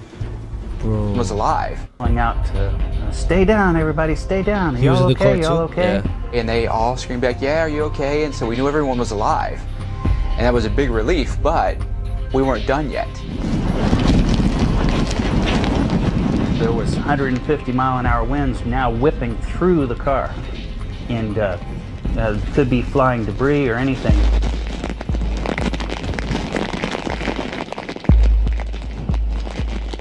It seemed like an eternity, but it was probably about a minute until the wind finally died down enough that I could actually look out the window and see the tornado off in the distance. The crew carefully crawls out of the crushed vehicle that barely resembles the SUV it was just minutes earlier.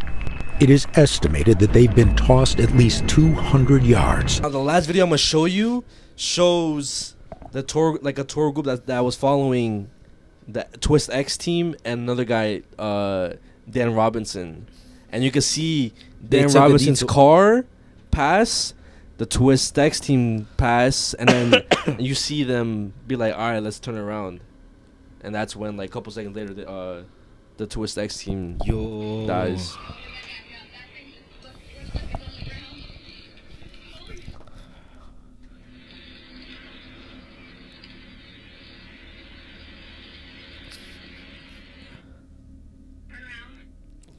Okay. Nah, what the fuck? I'll tell you which is which.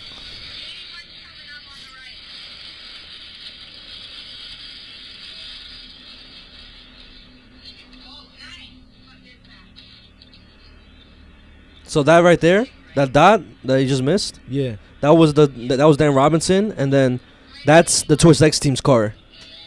Oh shit.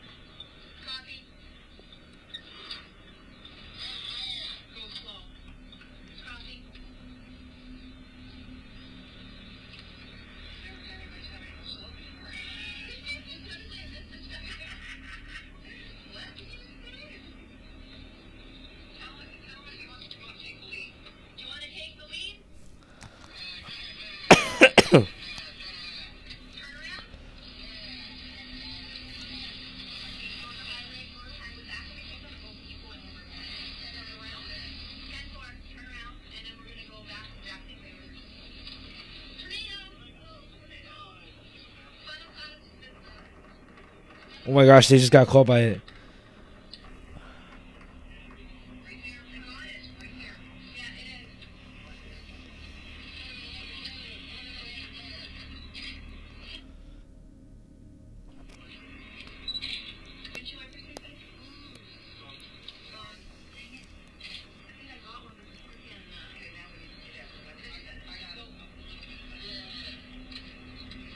Yeah, bro. So these people end up surviving, bro. Fuck. Yeah, it's just like so crazy the fact that one decision like just cost them their lives. Nah, literally, I wonder why the other guy, Dan, he didn't die? Because he was more ahead of the Twist X team. So and shit. there's also footage of his like back dash camera, and it captures the headlights of the Twist X team's car, and then it disappears into like darkness, and that's when like you can obviously know the tornado got them. Fuck, yeah, bro. I'll put it up on the screen for you guys, just so you guys can see what I'm talking about. I feel like they could have prepared you better for that, bro. I'm telling you right now, I don't think it mattered what car they were in.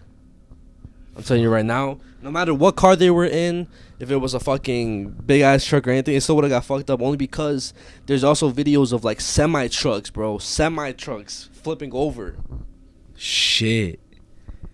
Nah, that's fucking scary. Tornadoes are fucking scary. I can't. I mean, I think I've experienced a mini tornado before. Where? Here? I think here. There was like a mini tornado, like a fake mini tornado here. When? I don't know. remember. I just remember that this one time. I'm not sure if it was a tornado or just a fucking thunderstorm or some shit, strong ass thunderstorm. But we were coming back from the store, and I was younger at the time. I was like maybe 9, 8. Okay. And out of nowhere, like it just got dark fast as fuck. And it just started pouring mad fucking hard, bro. Uh-huh. And then like I remember like that shit knocking trees down, and like a light post also fell.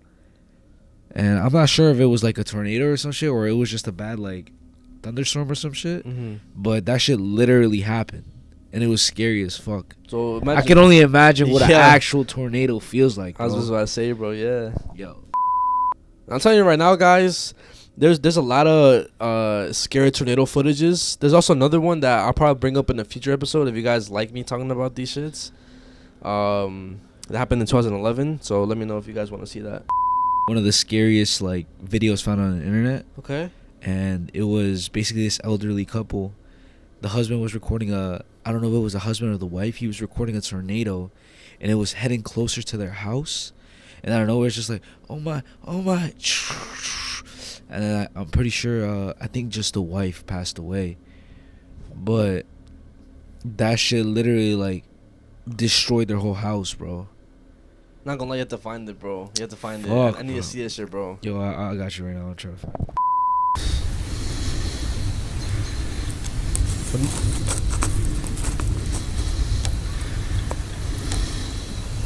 But it looks like it's not moving towards them, but it low-key is.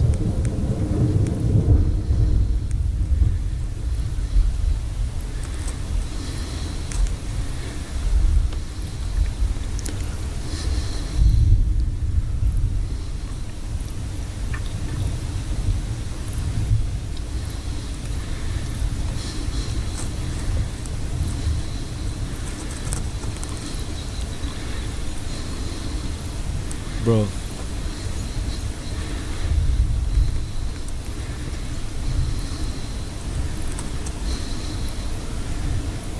Oh my gosh, bro.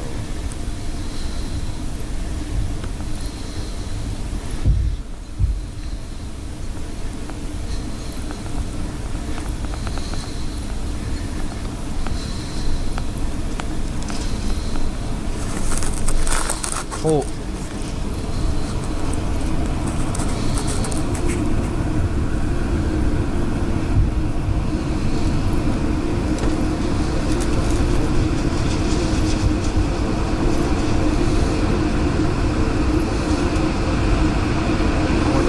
Too, bro.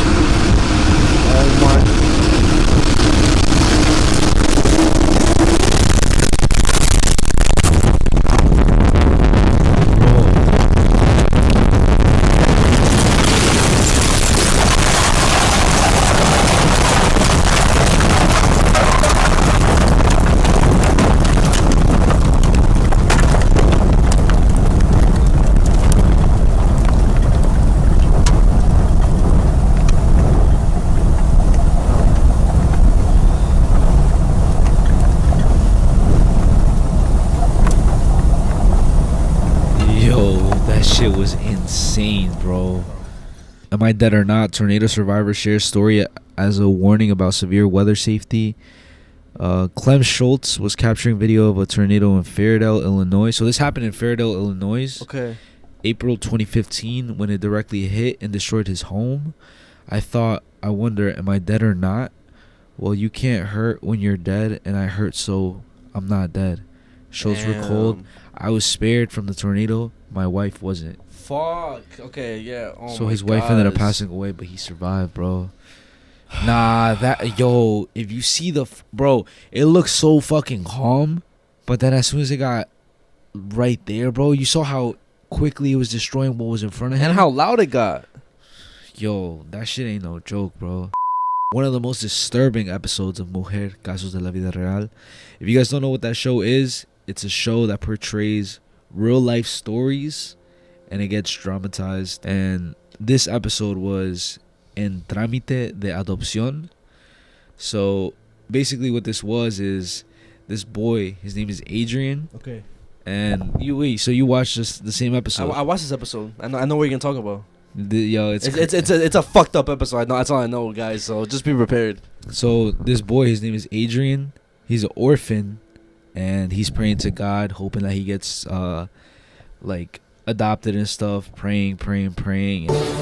Diosito, por favor te pido que me cumplas mi deseo de tener. Do you remember what happens? Yeah, I do know, like, we're introduced to this older couple who are basically the main antagonists of the show of that specific episode. But we don't know that in the beginning. Oh yeah, of course, because in the beginning they're portrayed as like innocent parents, innocent couple who's looking to adopt a child because you can't get pregnant. The woman can't get pregnant. It's like their dream to basically adopt a kid and have a child. Yeah, and tenemos que llevar a cabo un estudio socioeconómico para confirmar que ustedes tienen una situación económica estable. Bueno, no vivimos con lujos. Pero tampoco we go to the orphanage and they tell the lady there who's in charge of it, doesn't matter how old the child is, we just want to adopt one. And then the lady's basically offering them that, yo, you should adopt an older child because it's probably more easier. Yeah, you don't have to go through all the steps of raising a baby. Yes. You know, bottle feeding, changing diapers. It's just a grown kid. But it quickly turns dark. So Adrian, he ends up getting adopted by this elderly couple. They get approved. They filled out their paperwork. They get approved to adopt him. And automatically he's happy as fuck. He's like, oh, finally, I told you. He's telling the lady who runs the orphanage, I told you I was gonna get adopted. I told you I asked God for this. You know, like, this was my dream. I'm finally gonna have a mom and a dad. He sees the elderly couple. He automatically hugs them. They're happy as fuck to see. Familia. A nosotros nos acaba de cumplir nuestro sueño también. Bueno, pues parece que lo único que falta es decírmelo. But as soon as they get home, their whole demeanor changes. They're no longer this happy, loving couple, loving parents. They turn basically abusive to him, bro. Yeah, they automatically start saying, "Don't call me mom, don't call me dad." Oye, niño, aquí no se corre y te vas a portar como la gente, no como un animal. His room isn't even a room. It's more like a storage, basically like a storage area, storage unit type thing. It has a bunch of boxes. It's dirty as fuck. And they tell him, like, you're not eating or sleeping until you get this room clean, because it's supposed to be your room and you clean it. Yeah. So he starts doing it and shit. And then that's when the conversation comes up saying, oh, like, no, don't worry. Like, he's going to bring us a lot of money. And he, like, walks in on them, not realizing what they're talking about. And he's just like, oh, like, where do I put the garbage? Because he's cleaning up the room. And, like, oh, like, you're supposed to let us know whenever you're, like, coming in, like. Yeah, like, every time you come into the living room or whatever, you have to let us know. You have to make it known. Yeah, you have to make it known that you're going to walk in. Yeah, you can't just come barging in. Like, you could have given me a heart attack. Yeah. Meanwhile, they were talking about crazy shit. And then fast forward, he cleans the room. He's good. He has a bed. The dad or whatever throws him like a folded like spring bed or whatever. Yeah. He pops it open. He has a bed finally. Then this guy in like a kind of office suit type of vibe, in a doctor outfit, because he has the stethoscope or whatever. So a doctor comes in. The mother, the quote unquote the mother, introduces the doctor to Adrian, and basically says you have to obey and listen to whatever this guy says, and automatically you kind of know what the fuck is about to happen. He starts like undressing himself. Yeah, he starts taking off his jacket, takes off his tie, unbuttons his shirt. He fucking takes off his belt, unzips his pants, and tells him, "Yo, get on your knees." And he obviously does it. You don't see any of it, but you can only imagine. And mind you guys, this was on the show, bro. Adrián. Bueno, ya oíste. Vas a hacer todo lo que te diga. ¿Sí? It showed it on the show. And I believe he was like 8 to 10 years old. Like, yeah. And after that whole thing happens, it just cuts to the scene of him paying the mother or whatever, and how he's gonna come back for more. So basically, what the parents end up doing is that they use this adopted kid for sex trafficking in a way, and they make money off him. And there's a scene also of the little kid who, after the whole thing happens, the piece of shit. I'm gonna say the lady. She's like, yo, like, go shower. Like, you need a shower after the fucking disgusting shit you just did.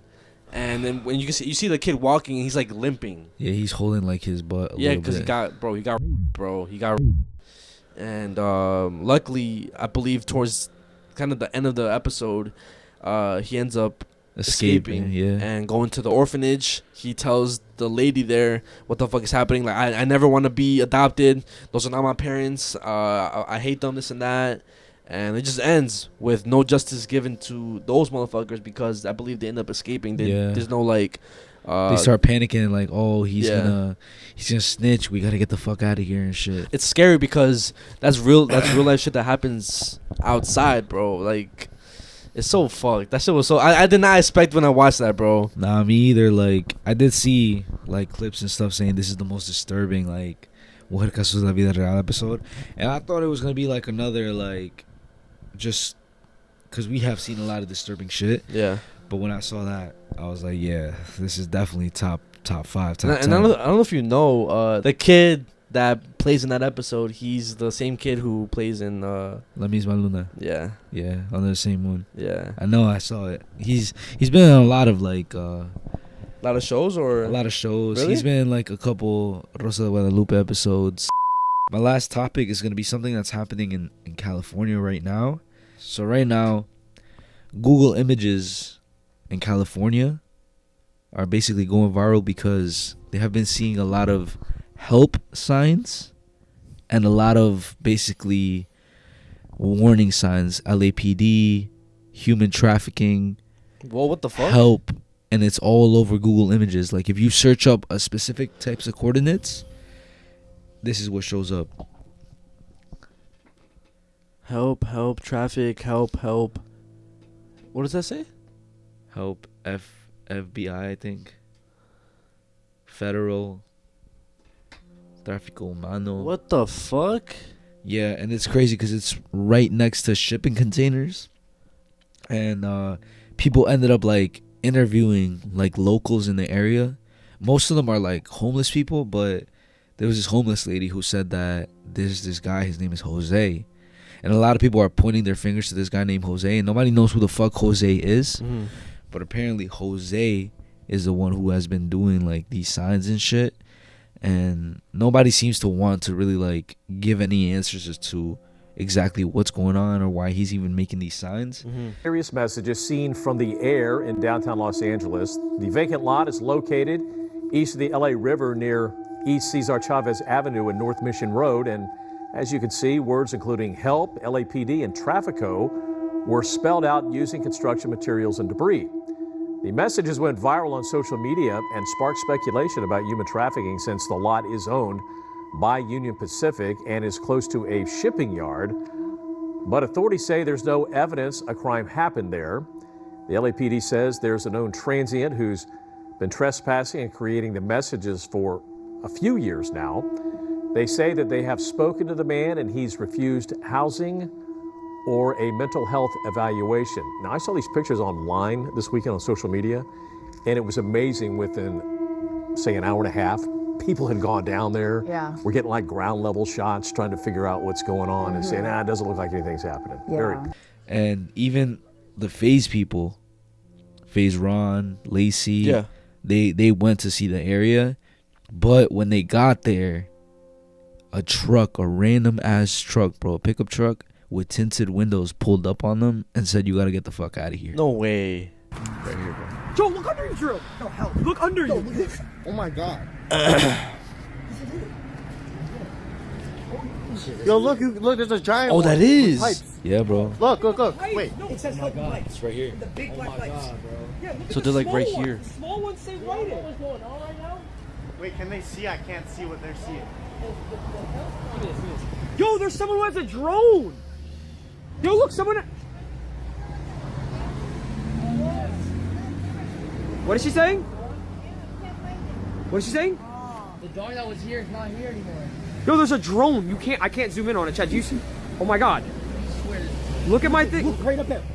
Oh my god, there's a drone. There's a fucking drone. Holy fuck. Well, let's just wait. Yo. But look at this too. Look at these. Bro, these say words on them. What do they say? I don't know, but look, it's right out of sentence. Did I say Irene? Yo, the entrance is open. Money. I see KERS. I think it says lies, money. Maybe if you go up like this with a That's what I'm trying to do. No, let me see.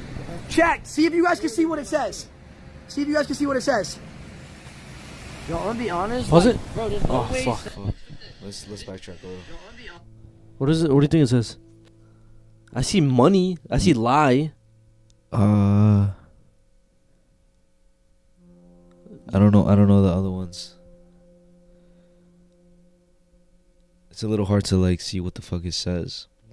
And there's low-key more words up here. Yeah. The first one up there is just with the M, but I can't see what it is. Yo, I'm gonna be honest. Here's the like, video. Bro, there's no way someone took the.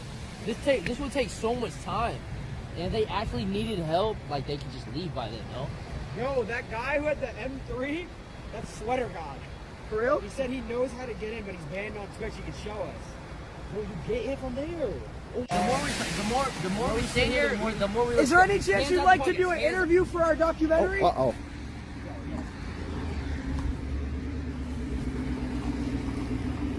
You say come here? Yo. I ain't gonna lie, you got that, gang. Get out? Say get out. Say to get out. Alright. Look at him back up. Look, it just backs up. Joe, you record it and I'm coming out. Oh, hell no. Dude, we're in such a bad They're area. looking at us with the fucking windows down now. Yo, I'm getting in front of y'all. Fuck this. The fuck? Yeah, bro, and a lot of people are, like I said, are covering it. It was even on the news. People are talking about how like those specific coordinates, and even if you search it right now, if we search it right now on Google Maps, it will come up, bro. I'm being serious. What's the coordinates? I'll tell you right now. Google Maps specifically? I believe Google Maps. Yeah, Google Images. All right, let me see. Or Google Maps. I don't know why I keep saying Google Images, my dumbass. Okay, what's the coordinates? Oh, right here. So it's 34. Wait, how do you even put that in? I got it. Don't worry. Okay, 34. Okay. 03. 18. 18.0 north. 0.0 north. Yeah, and then it's 118. 118. 13. 13. 30.0. 30.0 west. And that's on Google Maps. West. I'm not gonna lie, it doesn't let me. No? Nah. Okay, so I'm gonna just show you through this lady. She did it, but she searched it up on Google Maps.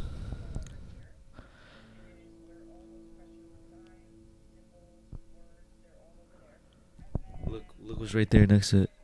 The containers?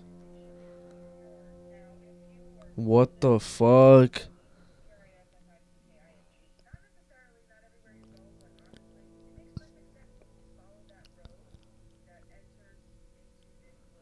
Bro. It's where the letters are at. What the fuck?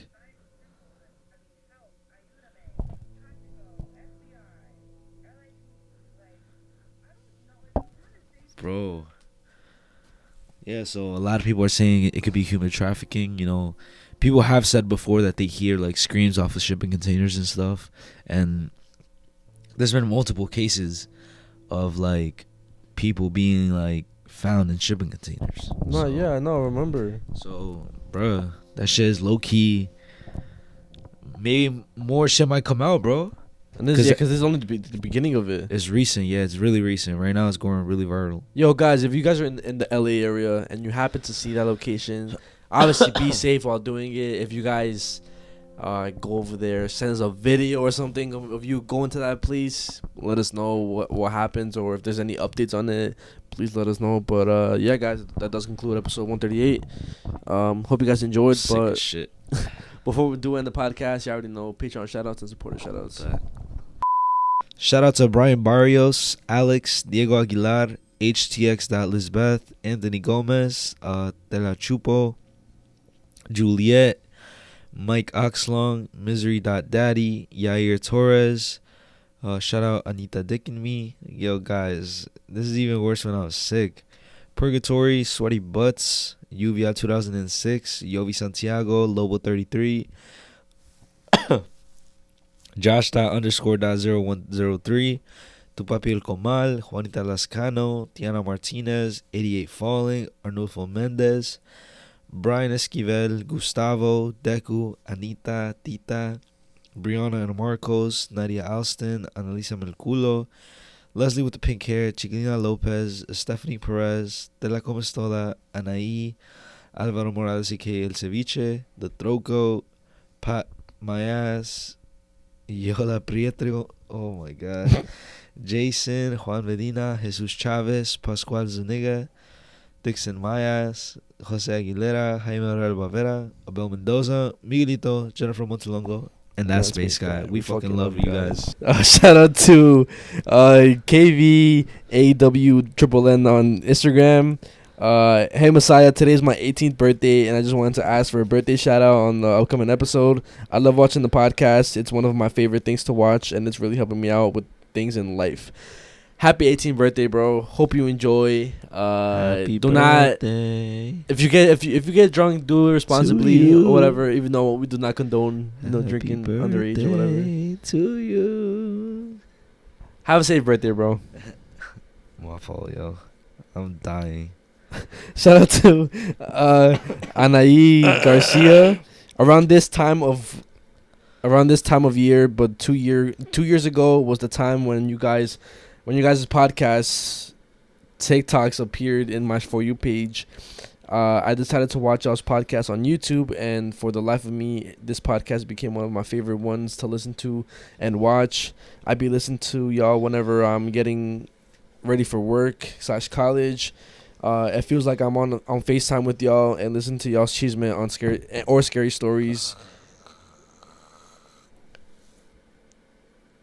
Keep up the good work. Don't ever doubt yourself, because trust, we love you guys for being yourselves and being transparent with us. P.S. I'm from Minnesota. Yes, Mexicans exist there too. Hey, shout out Minnesota. And I wasn't like falling asleep to the comment. I was just, it's 5 in the morning right now. About to be 6 in the morning. Shout out to the last one, Melanie 2567. I remember when I first saw y'all for the first time, and I was intrigued, and I instantly put my brother on, and just saying to find out this motherfucker was already watching too, and we both got along more because of y'all, and we definitely get a good laugh out of these episodes, although he watches it on Spotify and I on YouTube. But I'm just saying, very grateful y'all posted and that y'all can entertain us, and we just saying we just like to thank y'all for the content you guys post. By the way, Javier. That's like your comment of the day comment of the episode last time. Damn, fucking love you, bro. I love all you guys that have been supporting. Y'all keep going crazy with the videos and shit. And I just love you guys. I'm sorry, guys. I'm not feeling it today. Bro, sick. But yeah, guys. just a heads up for you guys. Next week there will be no episode as we are finishing up the rest of the merch orders. As y'all already have seen the past couple weeks, we've been sending out orders. And it's been a lot. You guys just have to be patient with us. And keep in mind, guys, we do have to make them ourselves. Only because we need to save money. You know, we don't have all the money in the world to pay a fucking, what's that shit called? The manufacturer to do it for us. So that's why it's taking a little longer. But it should be with you guys in the next coming weeks. But yeah, guys, there would not be episode next week. Just to let you guys know. And yeah, and also because this motherfucker needs to rest, bro. Motherfucker's sick. I've been sick for like 4 days now. But yeah, guys, we'll see you guys in the next episode. It's been your host, George, aka Messiah Messiah. It's your host, Ricardo, aka the Ricardo. And do not let this podcast go.